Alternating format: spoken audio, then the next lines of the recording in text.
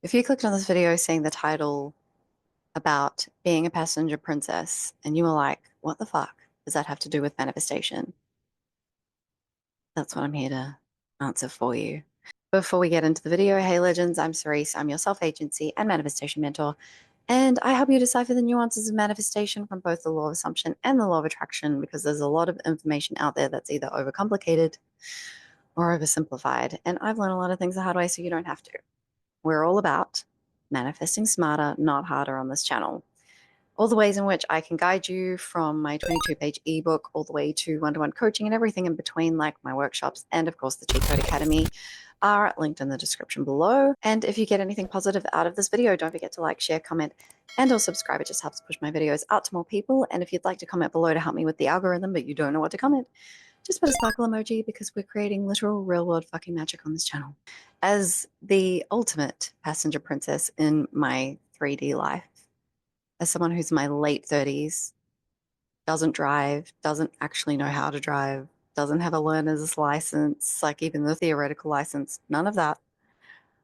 I'm the ultimate passenger princess, and I posted on my personal Instagram the other week, me on the back of a Gojek, which is kind of like one of the Uber style apps in Bali where I currently am.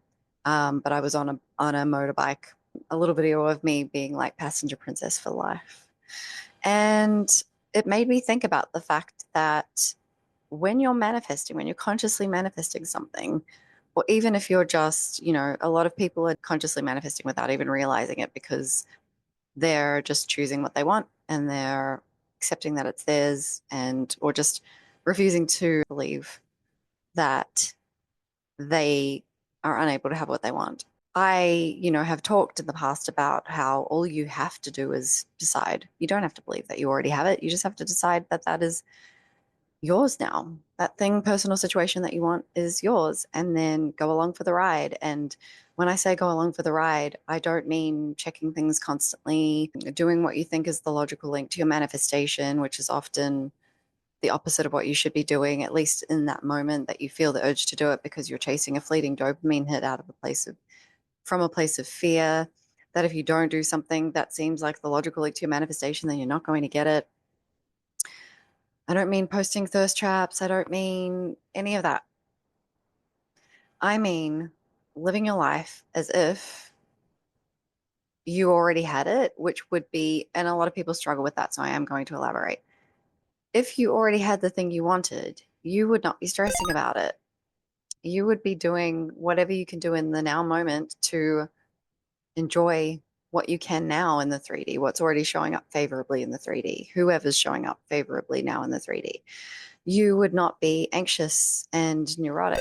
So, you'd be cool, calm, collected, neutral. You wouldn't be freaking out about when or where your manifestation is coming in, or when or where you're going to experience it in the 3D, because it's already within you. You wouldn't be questioning whether or not you're able to have it or whether you deserve it or allowed to, blah, blah, blah, blah, blah.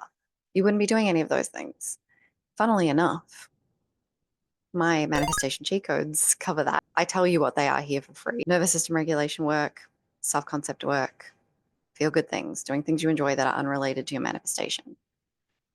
So, living your life, following your joy, being cool, calm, collected, knowing who you are, or at the very least, deciding who you are. Those are all covered by the cheat codes as well as a multitude of other things. Obviously, there is the Cheat Code Academy that the doors are currently, at the time of me posting this video, are closed to new members. Closed to new members for? You know what I'm saying. The doors are currently closed to new members. There we go. But if you are interested in knowing when the next intake is going to be, the link for that waitlist is in the description below. It's a no obligation to join waitlist. You'll just be on the mailing list to receive an email to say, hey, in case you're interested now or you're still interested if you were interested when you joined the waitlist, the doors are open and then you can decide what you want to do from there. Join us. It's not a cult, I promise. It's not a cult. So using the idea of being a passenger princess, what would you do then when you decide where you're going? So your end destination, like I've talked many times about putting your destination into Google Maps and letting the sat nav within that direct you, nudge you towards your end destination via the most efficient route, which sometimes isn't what logically seems like it because there may be traffic somewhere that you're unaware of that the sat nav does know about and is taking you what you might think logically is the longer route, but it's actually the quickest way to get there, right? And how when you add a lot of conditions and specifications or try to manifest in steps or do things using logic when manifestation isn't logical, it's like adding stops to your metaphorical Uber journey unnecessarily. But when you're the passenger princess, you put the destination in, or if you want to, if it helps you to envision the analogy with someone that you know driving the car, what do you get to do when you're the passenger princess? You get to look out at the scenery, take it all in. You get to be DJ on the music and choose the music that feels good to you. This is not how I really dance, and I don't know why I'm doing it.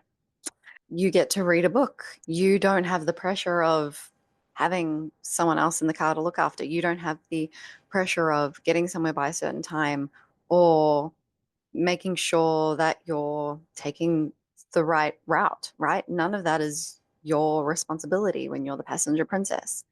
And so that's how I want you to start thinking about manifestation, the thing that you want.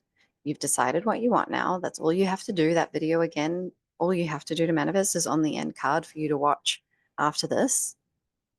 Decide, do the cheat codes, which are going to naturally help you be the passenger princess.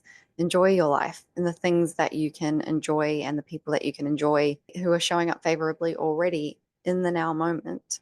They're going to help alleviate any pressure that you feel to try to control your manifestation. And they're going to prepare you for when your manifestation manifests in the 3D, right? You move into the reality where you are now experiencing your manifestation. You're not going to self sabotage it by questioning whether that's for you or not, whether you deserve it, whether it's okay for you to have it, whether it's going to last or not, whether you took the right route to get to where you wanted to go back to the analogy. And again, a lot of you are probably analyzing, overthinking whether or not you will be able to take on the passenger princess idea of manifesting. But again, if you simply do the manifestation cheat codes, you won't have to worry about whether or not you will trust. You will naturally start to trust more. You will naturally stop trying to control as much. You will naturally just enjoy what is going on favorably in your life already, which a lot of you don't notice because you're too busy focusing on the seeming absence of the thing that you want because you're paying too much attention to the physical world for validation of whether or not things are moving towards what you want. And if adding three things to your practice, especially when you come from the oversimplified, really stripped down modern interpretation of the law of assumption that I used to not only follow but teach in the earlier days of my YouTube channel and my other platforms, the idea of adding three things seems overwhelming.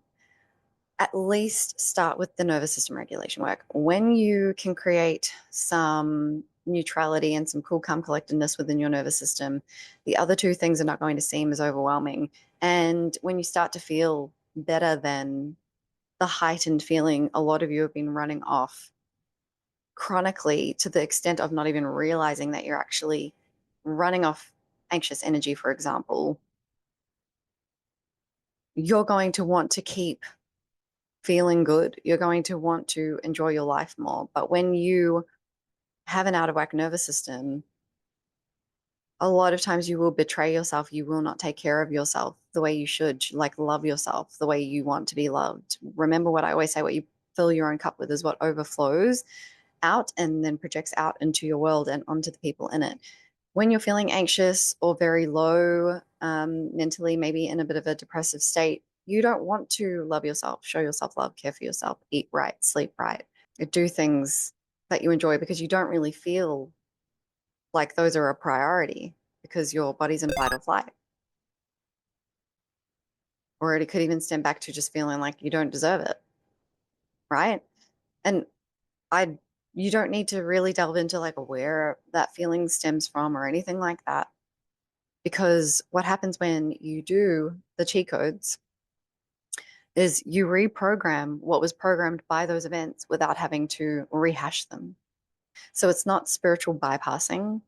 I'm also not against, you know, talking about a past event if it's really affecting you, because sometimes people are verbal processes, auditory processes, which means like you need to say it out loud to someone to empty your mind of it, or say it out loud to someone to hear yourself and hear how sometimes ridiculous the things that you're fearing are.